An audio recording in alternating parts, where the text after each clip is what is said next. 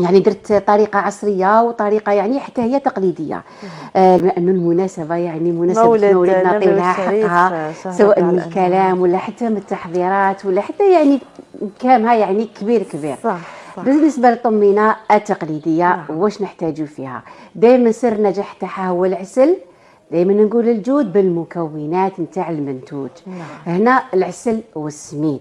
نحضر الطمينه هذه تكون عندي جوده مليحه. السميد ماشي غير هكاك نديروه ونحضر به الطمينه، نديروه من قبل. معليش سمانه من قبل نحضر السميد نتاعي نعطرو ونكهو. السميد يكون خشين، يكون حرش يعني خشين بزاف، تشدوه وتفوروه. نفوروه عادي حتى يطيب. بعد اللي يطيب يفورو يبرد، هنا نحطوه رايح يولي يعني كما نقولوا حنا مكدس معليش. خليه يبرد وحمصوه نار قليله. تحبوا تحمصوه في الفرن، تحبوا في مقلاة، تحبوا في طنج، يعني شي اللي يريحكم. بعد اللي يتحمص ويبرد هنا نعطروه ونخبيه. باه تعطروه نديروا له كميه تاع القرفه، كميه تاع القرنفل، كميه تاع الزنجبيل، كميه تاع الخلجلان، عيدان تاع قرفه ايضا تكون هكذاك صحيحه، وديريه في بلاره وتخبيه 3 ايام 4 ايام حتى الاسبوع، يعطي لك النكهه يعني يتعطر. ومغرفه تاع لافاني. هنا معليش ما حضرتيش معليش مفور ومحمص، تبدا الطمينه نعطيها لكم مقاديرها مضبوطه. هنا الطريقه التقليديه وفيها واحد اللمسه يعني خاصه بيا. هنا نشدو كسرونه نحطو فيها كيله تاع الزبده. من الاحسن تكون زبده ماشي مارغرين. نعم. كيله تاع الزبده. بعد اللي يذوب الزبده نحط فيها كيلو وربع تاع العسل. العسل اللي هنا رايح نمد لكم الوصفه تاعو، العسل تاع الكازوز يعني العسل الاصفر بالنكهه تاع الليمون. هذا العسل اللي هو حتى هو يعني بنين بالبزاف.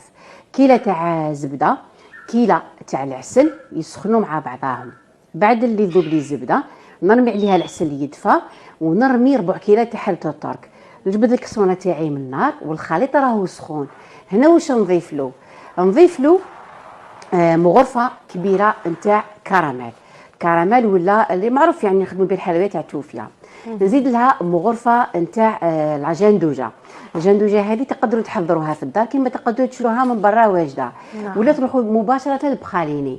انا درت مغرفه تاع البخاليني يعطيني ذوق رائع تاع مكسرات في الطمينه، يبعد لي كامل البنه تاع السميد.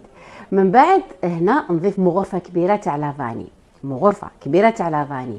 نضيف مغرفه نتاع قرفه صغيره، مغرفه صغيره تاع قرنفل ويكون مطحون، ومغرفه صغيره نتاع الخلجلان، ومغرفه صغيره تاع الزنجبيل.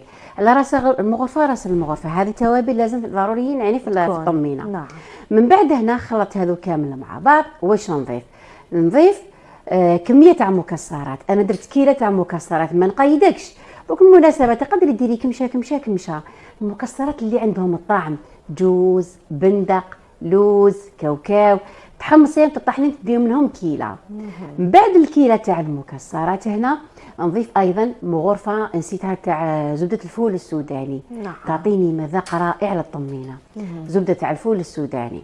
ونضيف نكمل درك بالسميد. السميد ما نديرش كميه كبيره، ندير كميه تاع سميد محمص وراني نخلط. كي نكمل كامل نختمها نسكرفجلها زاز تاع حبه ليمون. ونغطيها ونخليها تشرب، نديروها شويه طريه يعني جاريه، كي تشرب بتجيني قيس قيس. ومن بعد تعمريها تقعد لك اسبوع طريه، 15 يوم طريه، شهر تقعد كيما راهي برك علبه محكمه الغلق. فقط نتحكموا كذلك في كميه السميد المضاف، ما نزيدوش السميد هنا ما نديرش بزاف. جاتني معليش ناشفه نقدر نضيف لها شويه تاع العسل. نعم. لان العسل هذا ماهوش عسل مشي من برا، عسل ماهوش حار وماهوش حلو بزاف. العسل هذا خدمته في الدار بالكازوز يعني ولا بالمشروب الغازي ذوق الليمون. دونك نعطي لكم في الاخير الوصفه نتاعو. دوك هذه الطمينه التزيين نعرف بلي سيدات فنانات نهار المولد في الطمينه. يعني كل وحده وتتزين الجود بالموجود كما دائما نقولوا. دوك نمشي للطمينه الثانيه. الطمينه الثانيه اللي هي الطمينه البيضاء رائعه المذاق. هذه المره السميد راح يكون عندي رطب. السميد تاع الكسره عادي نفوره ونحمصوه نفس الطريقه، تحمصيه وتحطيه بجهه. السميد الرطب يعني كامل تاع الكسره. هنا طريقه التحضير نتاعها تختلف. في البيتخا ولا في الباتر نطلع كريمه الزبده. ما كاش اللي ما يعرفش كريمه الزبده، قلت لكم عده مرات في البرنامج. كريمه الزبده طلعيها مليح مليح الزبده والسكر وكميه تاع الزيت. بعد اللي تطلع نبدا نحضر في الطمينه تاعي بالباتر. هنا واش نضيف؟ انا ايضا هذه عطتها بالبخاليني. بخاليني يعني حاجه غير سهله، ما عندكش تقدري ديري يعني باتاغون ولا ديري عطر ولا تستغني عليه كمان فقط بمغرفه تاع لافاني. اذا كريمه الزبده راهي في البول، نضيف عليها هنا عبر واحد يعني غرفيه نتاع قوفريط ذوق الفاني ولا ذوق الليمون مطحونه غبره. نعم. ايضا عندي غرفيه واحده اخرى تاع فارينه محمصه، غرفيه واحده اخرى ولا بول نتاع حليب غبره محمص، ونضيف ايضا بول نتاع مكسرات. الله يبارك. كي نخلطهم كامل مع بعضهم نضيف 3 مغارف تاع مازهر. 3 مغارف سر من نجاح الوصفه هذه في البنه، 3 مغارف تاع المازهر، ونزيد نضرب بالباتر كامل نضربوهم مع بعضهم بعض. هنا يبقى لي في الاخير السميد راهو محمص رطب، نضيفو بالعقل وراني نخلطو المغرفه ولا بيدي. هذوك دخلوا كامل بالباتر، من بعد نضيف بالمغرفه ولا بيدي هذاك السميد ونتحكم. ثاني لازم القوام تاعها ما ننساش مغرف لافاني، القوام تاعها يكون طري، تزينيها كما تحبي يعني بدراجي مكسرات ولا كما انا فقط بالمغرفه بالظهر تاع الموس. هذه هي الطمينه البيضاء. الله مذاق خلاف جدا، ولكن ذوق الطمينه يقعد هو معروفه ايضا بها ناس كيكدا يعني في الشرق، ولكن درت لها بعض الاضافات بعض النكهات نقدر نقول. الطمينه الثالثه اللي ايضا ماذا بكم ديروا يعني كامل الكمشه منها. الطمينه الثالثه هي طمينه ذوق الشوكولا. هنا طريقه تختلف تماما، سميد يكون محمص ورطب عادي، ولكن سميد رطب. هنا واش ندير؟ عندي في بال في كسرونه ندير كاس تاع حليب، كيله تاع الحليب ولا لا كريم فريش يعني كريمه سائله اللي وجد منهم. بعد اللي ندير الكيله تاع الحليب ندير كيله تاع العسل يسخنوا مع بعضهم، نحيهم نضيف لهم مغرفه تاع زبده حره، ونضيف لهم 2 مغارف تاع شوكولا تارتيني.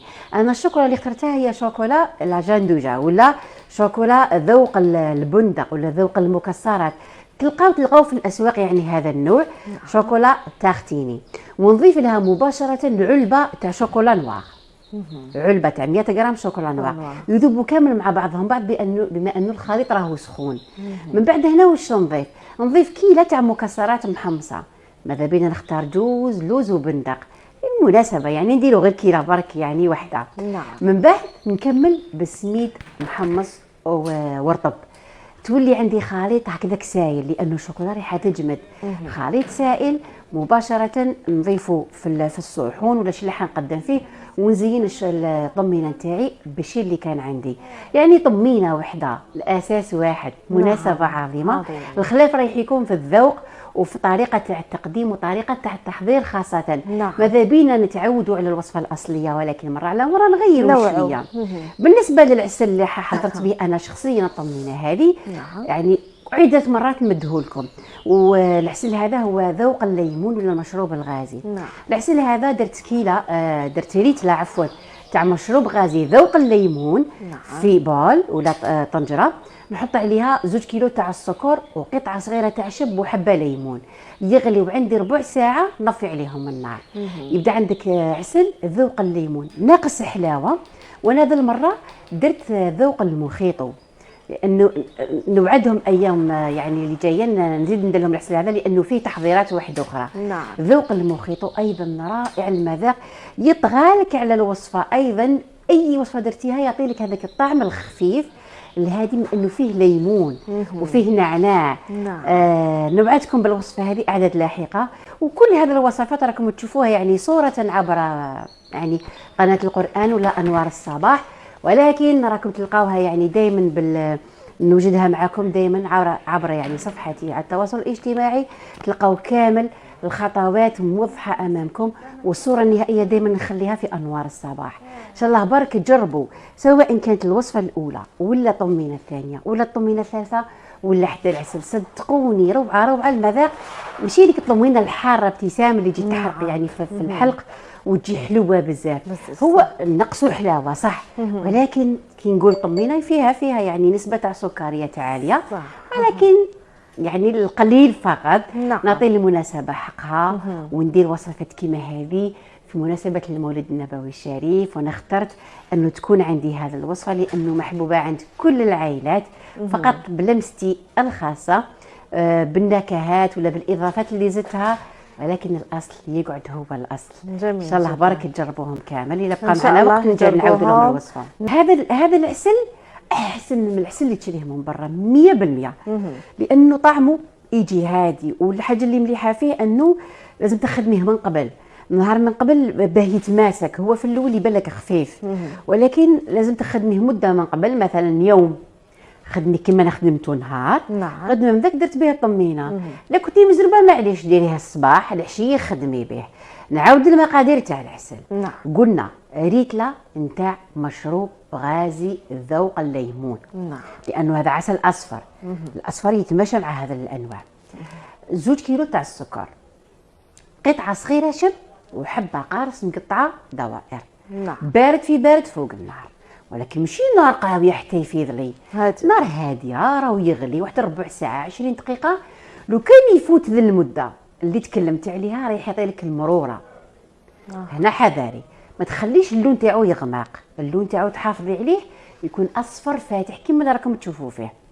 بعد اللي يبرد طفي عليه النار، ما تغطيهش، لانه كون نغطيه هذاك البخار تاع الغطاء يرجع لي كامل ويفسد لي العسل. اي حاجه نطيبوها ما نغطيوهاش فم. كي يبرد ديروا به رفيس، طمينه، قريوش، مقروط، يعني كل حاجه معسله.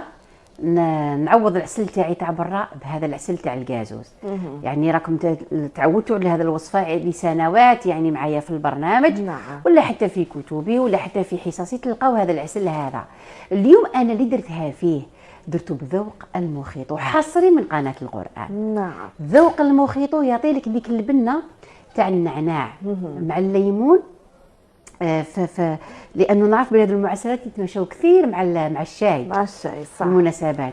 يعني ما نهربش بزاف على البنه تاع النعناع وتاع الشاي. درتها في هذا العسل هذا، وان شاء الله برك تجربوها. لانه قلت الطمينه الاولى اللي مديتها لكم نسيت لكم واحد المكون درتو في كل الوصفات، يعني في 3 اللي هي لافايتين، يعني كيله تاع الفايتين. درتها في الوصفه الاولى والثانيه وفي الثالثه. نعم. نضيفوها في البدايه، في بدايه الوصفه في الكامل. كي دائما كندير العسل والزبده، هذه القاعده تاع الطمينه. نعم. بعدها يجوا الاضافات بالعقل نواشف. نعم. ما تنساوش لافاني، قد ما اخترتوا لافاني مليحه تعطي لكم بنه للطمينه، وقد ما درتوا المكسرات المحمصين، هذوك الزيوت تخرج لك وتعطي لك البنه في الطمينه. وحتى تحماص تاع السميد فيه سر، يعني هي تكون الطنجره تكون هي زمان احنا نعرفوا بلي الطمينه تحمص في الجفنه تاع الطين، لانه ثقيله. نعم. وما تحرقلكش السميد ويتحمص على عقله. دوك ندير في مقله، نديرها مقله شويه تكون خشينه، يعني مليحه، ولا روحي مباشره للفرن. نعم. انا كي تكون كميه كبيره نديرها في الفرن، بصح مره على مره حركي، يعني حركيها. فاقدي السميد تاعك، ولازم يكون مفور.